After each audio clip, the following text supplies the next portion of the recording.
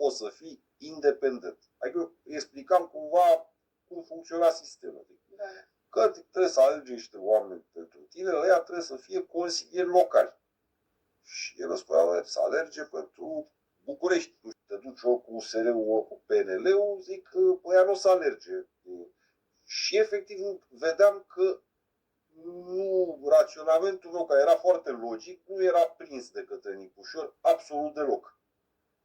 Ce pot să spun este că are un stomac foarte puternic.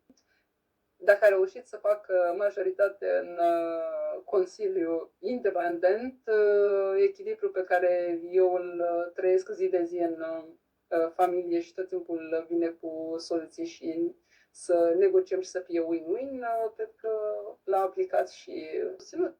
Timp de 4 ani a avut majoritate Adică eu am avut PNL, USR, PMP.